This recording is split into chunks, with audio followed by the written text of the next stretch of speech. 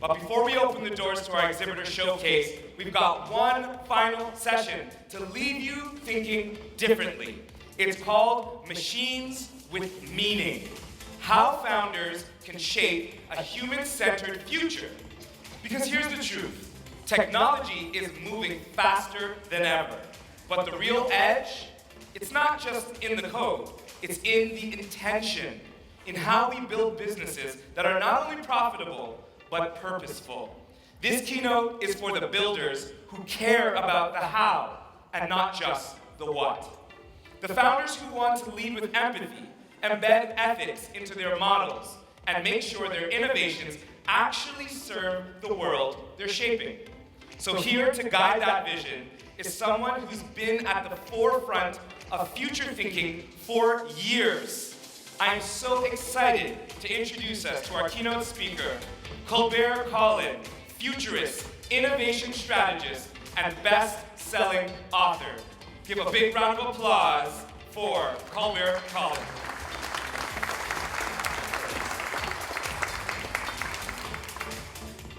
Good afternoon, Brampton.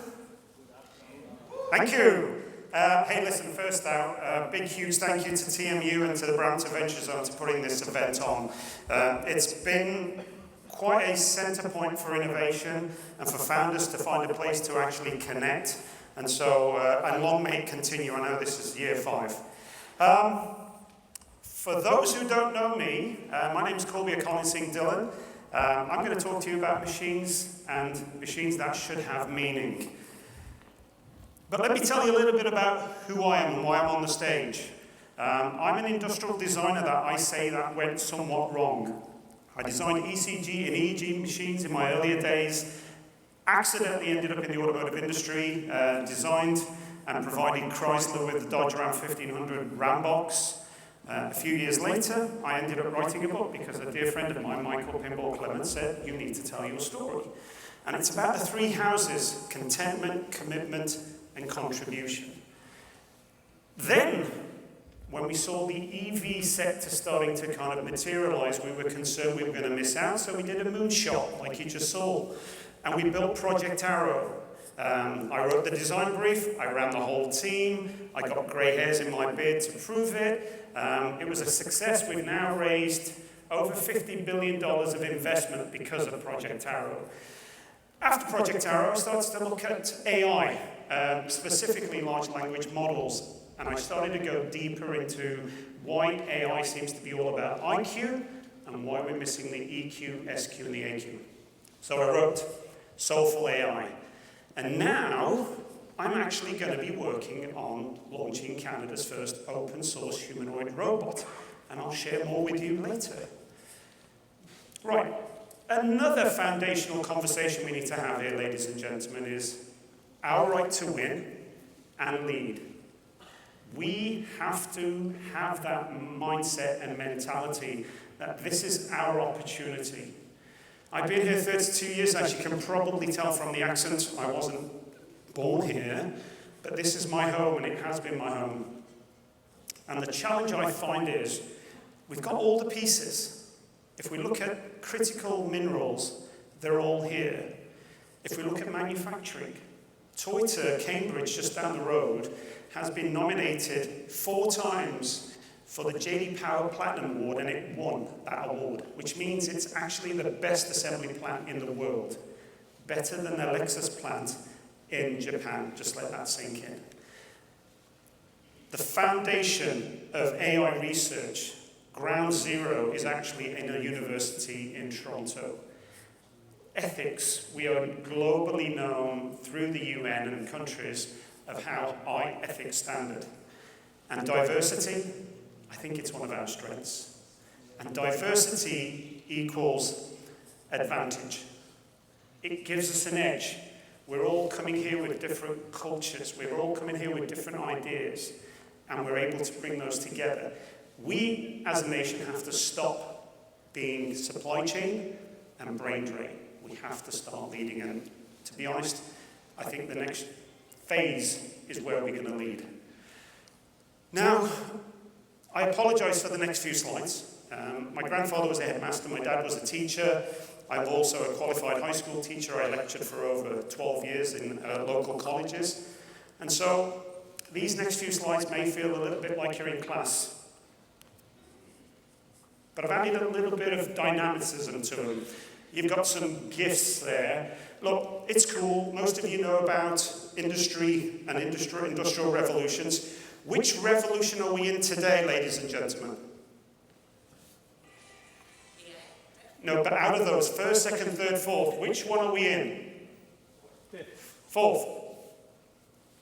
We're in the fourth. But if you talk to me and you talk to folks like me who work with industry to help them embrace IoT devices and collect data from their solutions, their lines, we'll tell you that some Canadian companies are still struggling to adapt to Industrial Revolution 3, the computerization. Yet if I tell you about China, they're way ahead. Yes, they may not have had the legacy that we have today, but they're way ahead. And the main thing of this slide is what you see at the bottom, those dates in red. The gap has been shrinking, ladies and gentlemen. From the first to the second was 120 years. From the second to the third was 70 to 30 to 20. The pace has picked up. We've got to stay on pace. Okay, class, slide number 2. Societal revolution. Why is this important? Well, we're talking about machines with meaning. We started as hunter-gatherers. We then evolved into this agrarian society, understanding that we can take seeds and plant them, and we can feed many. Then came that industrial age, where we use steam and water power, and then electricity to make a difference economically, maybe socially, I would say as well. And then the fourth society, 4.0 came, which is the computerization, the information technology era. And I grew up in this era. I was born in the UK, in a small town called Tipton, where we had 17% unemployment. We had shifted all the dirty, heavy machinery and industry to the east, thinking that somehow everybody was going to sit behind a computer and do their work, even a plumber. And now we're obviously understanding we were wrong. Currently we're in 5.0, the creative age, the creative society time, where we're able to come up with new ideas, like who would have thought 10, 15 years ago that you could be a young individual like yourselves, have tons of following on social media, and you can earn a living off that. This is a real creative age. We're actually going through it. But the important one is the one that's about to come, 6.0.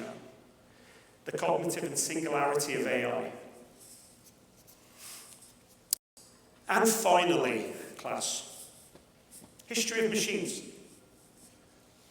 The Stone Age, using stones, using flint.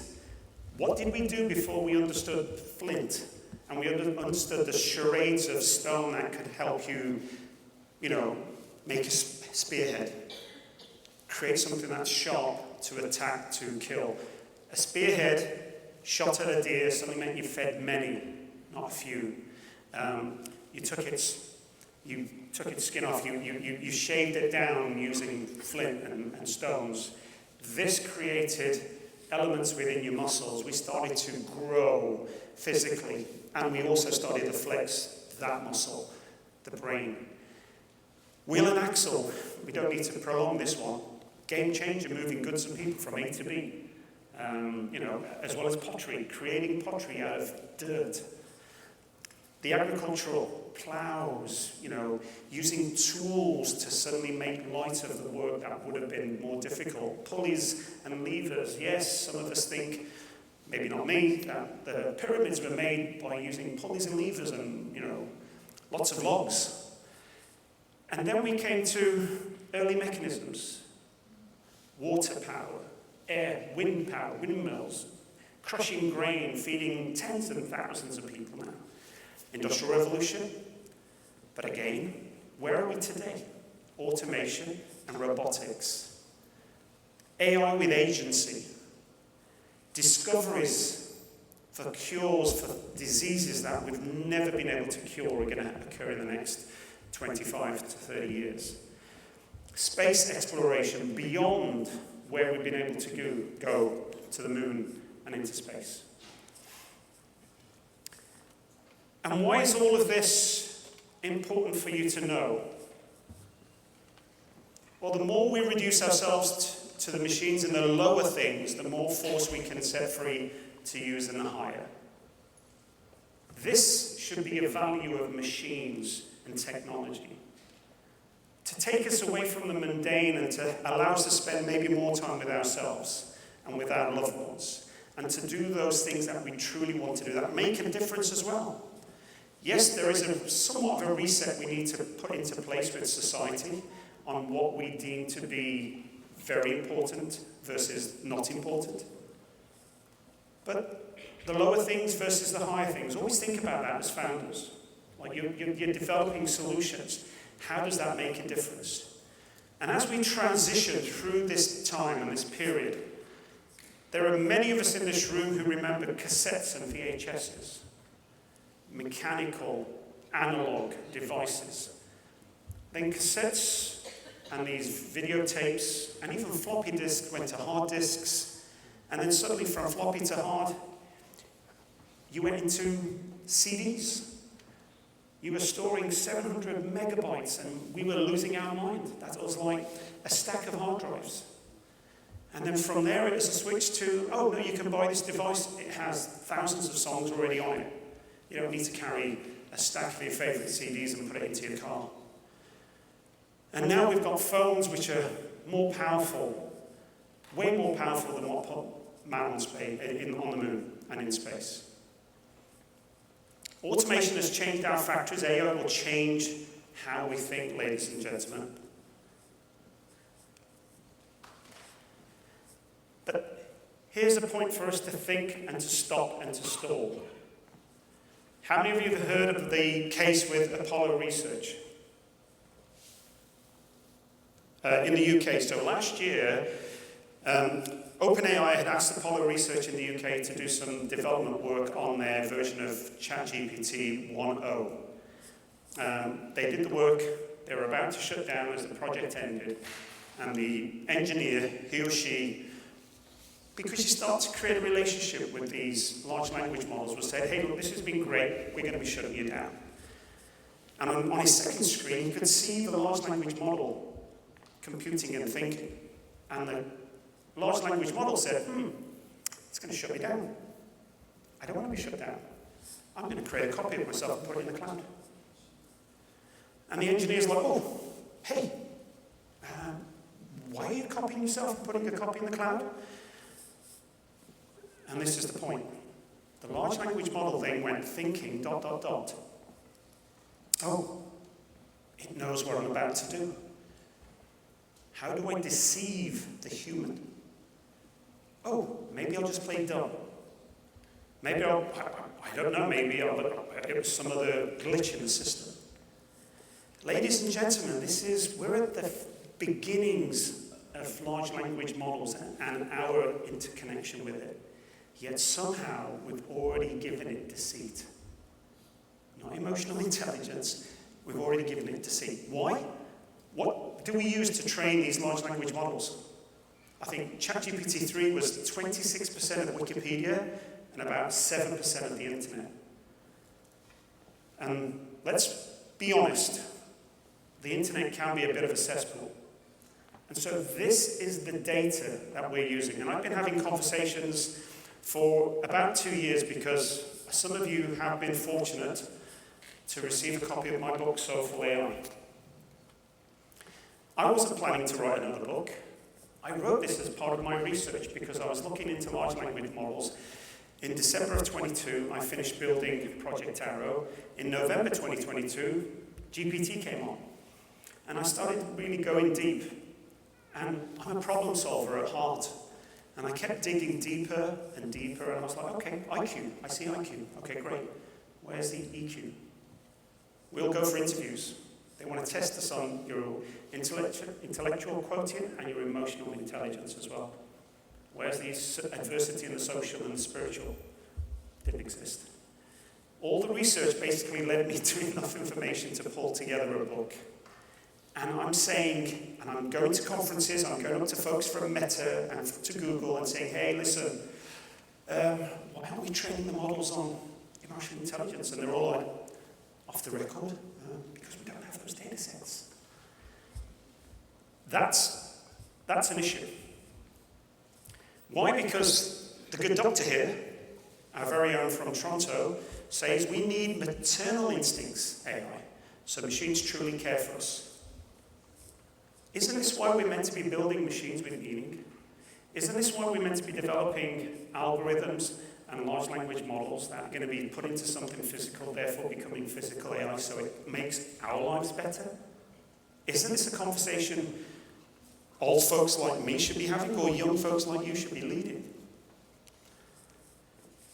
So, the room's full of founders and startups, and I wish you all the success. I'll be here for at least an hour after the keynote, and I'm happy to connect with you online here. That's just my approach, and it always has been. I put this presentation together with you in mind, and here are 5 takeaways of why meaning drives founders' ROI.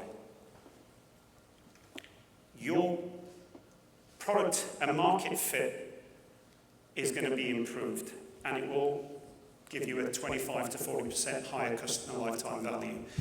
Premium brand positioning, talent and culture retention, risk mitigation and investor confidence, and market expansion and loyalty.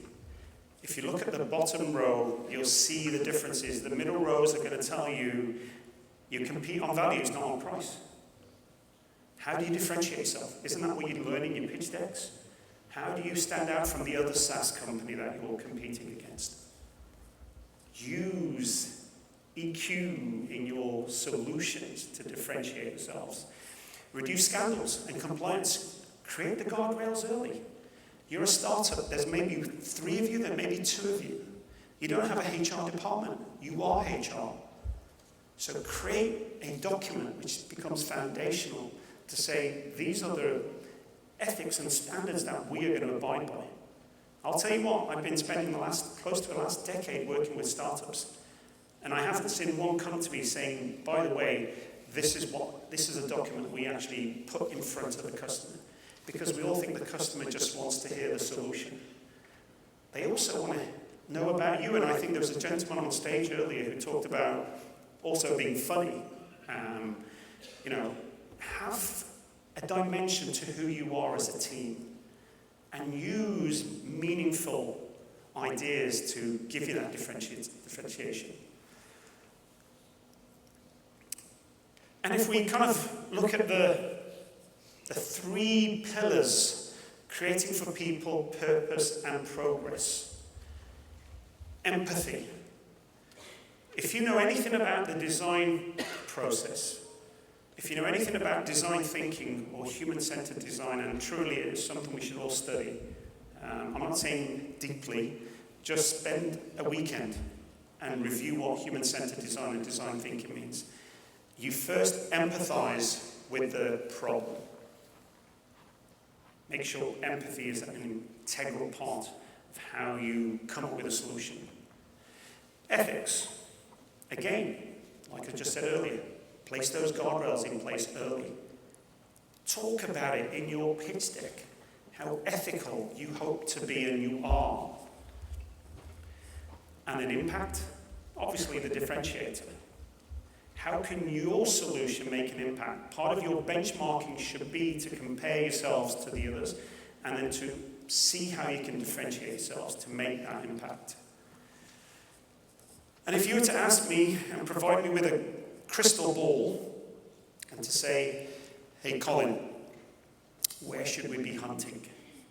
There are actually 5, but I'll talk about the 5th one in a while. But the 4 that you should definitely consider is education. Why? Because like that image of me, which by the way wasn't me, that was ChatGPT creating a guy with a turban facing backwards.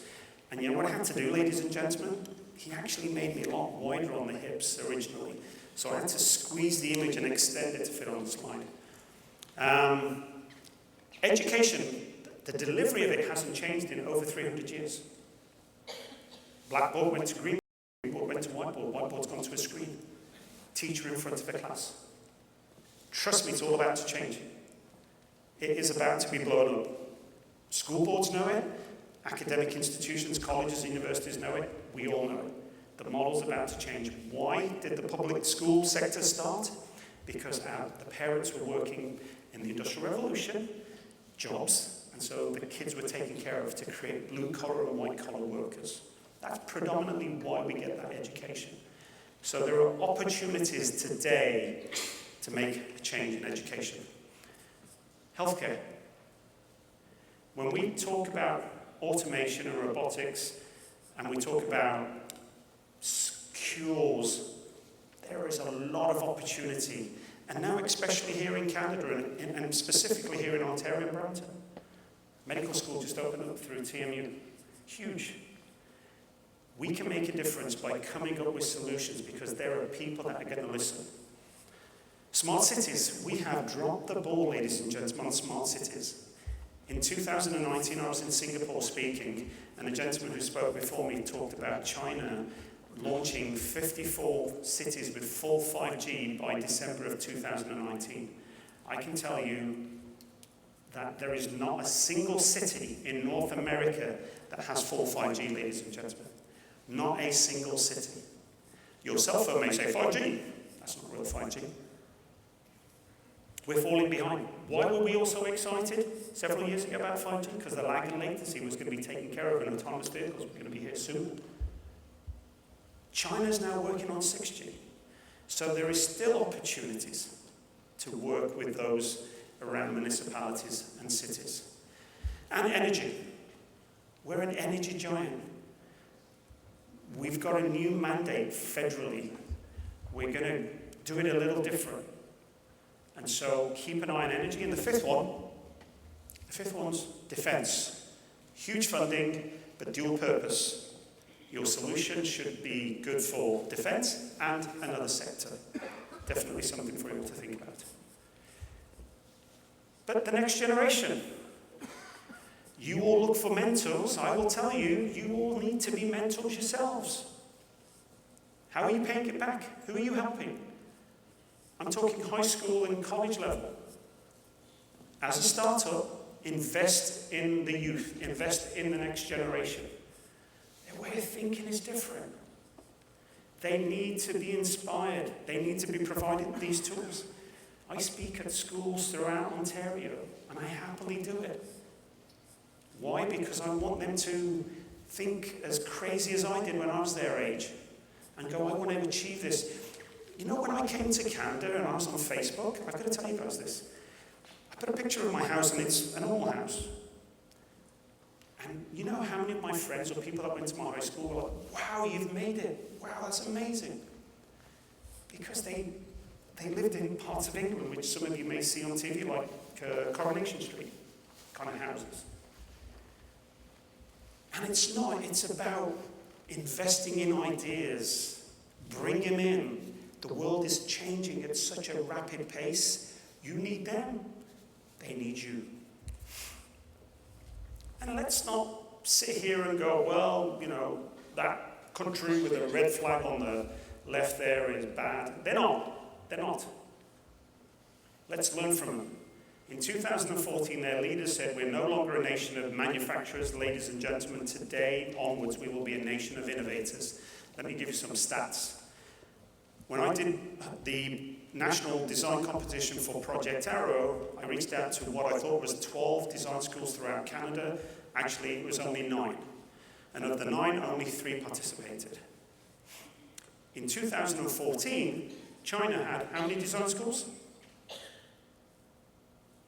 6. 2014.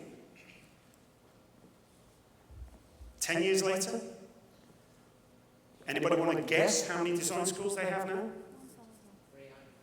300. Triple that? Between 700 and 1100 is the last count, and I've been working with a professor from the US who's lectured in Hong Kong. They've gone from 6 to between 700. Let me give you in context now. Canada has 9, the UK has 97, the US has 132. They're innovating. That's why what you see coming out of China these days is so good. Looks good as well. The copying days are gone. Move on. Let's learn from what they're doing. Europe, ethics, regulations. When we were doing autonomous vehicles, I was pushing back to the federal government and Transport Canada and saying, back off with your regulations. You're going to suffocate innovation. On AI, I'm like, please, let's all get together quickly. We need to control this. This isn't a tool. This is an agent. It's going to be smarter than us. If you all heard what was being said by Elon and a few others over these past few days, in the next few years, it's a game changer. Japan's investing billions of dollars into robots in healthcare, specifically helping the seniors. What can we learn from others? Look, got no background in computer science. I have 0 background in mechatronics. I design products. I'm a problem solver. And for me, I saw a problem. Humanoids. What used to take a humanoid to train, to maybe take 5 steps and to take a foot up onto a set of stairs, used to take students months. It takes days now. Because you're simulating it. You're using GPUs from NVIDIA or whoever else. You've got optical sensors. You've got depth perception. It's all coming together a lot quicker. So we've written a report. We're going to do the hard launch. John doesn't know, but we're going to be doing it with John in the next few months over at TMU. This national report, which has been recognized by NGen as groundbreaking, basically gives Canada the pieces to say, hey, we need to be in this race. Why? Look at that number in the corner. In 25 years, ladies and gentlemen, it will be a $5 trillion market. Let me put that into context. Take all of the global car companies and combine them, that's $2.6 trillion. It's double that. 25 years. I know some people are saying Canada needs to build its own car company. No, ship sailed in 2020. We're an island in North America. China has taken over everywhere else. We will not compete. A car today is not a mechanical device. It's a cell phone with 4 wheels. This is where we need to invest. Why? Leaders in AI, check. Great at manufacturing, check. Ethics, check. Software development, check. We've got all the pieces. Sanctuary AI out of BC, one of the first out of the gate, give Sanctuary credit. But I'm hearing in the grapevine that they're not actually considering building humanoids. They want to just develop the software and sell the software. And plus, their 2 co-founders have been pushed away. Actually, Susan left on her own regard, but the other gentleman was pushed away. And so there's stuff going on. We've got Mercy Robotics, and there's a new startup out at McMaster, who, again, we're happy to work with. Our open source humanoid robot, ladies and gentlemen, is to basically say to Canadian companies, take our learning over 4 years and fast track to commercialization. Because I tell you, we can actually be a major player in this. Otherwise, we're going to lose out. The report shows that China currently has 20 known companies, the US has 11, Canada has 2, Germany has 3. We need to change it. So as I start to kind of bring things together, just read the caption there, but I also want to share something on machines with meaning, and I didn't have time to put this into my presentation because it just dropped yesterday, so I'll read it off my phone. But the next 1,000 days will define the next 100 years. We really are at that point. Sam Altman said, when he was asked what keeps him up at night, what worries me the most are not technical issues, but human ones. Around 15,000 people commit suicide every week worldwide. And an estimate of 10% of them, that's about 1,500, had spoken to or spoken with ChatGPT before doing so. Now you know why I wrote a book. Now you know why I'm up here talking about machines with meaning. We haven't added the emotional intelligence into these large language models. People are saying, hey, do you think I should commit suicide? And the response is obviously not positive. We have to get in front of this. It could be utopia. Yes, some are saying there's going to be a period of dystopia. That's all good. But it truly could be utopia. There is a jobless future coming. That's a fact. Jobless means maybe 20% less jobs, 40% jobs. The World Economic Forum said 92 million jobs to be displaced in the next 10 years. There is a change coming. But let's think about how that change could benefit us as a society. Let's think about how we do better. And a call out to all of you founders and startups. Soak your innovation with ethics and emotional intelligence. Use the emotional intelligence to give you an edge. Make a difference. Understand the system. You're developing this, and the end user may be over there. How does it make it better for them? How does it make it better for all of us? It's not about the cash grab. It's not about the cash grab. My mom used to say one thing. She'd say, I used to keep giving it out, and it keeps coming. It's cool to chase the cash dream. Trust me, it is. But make sure it is absolutely soaked in emotional intelligence.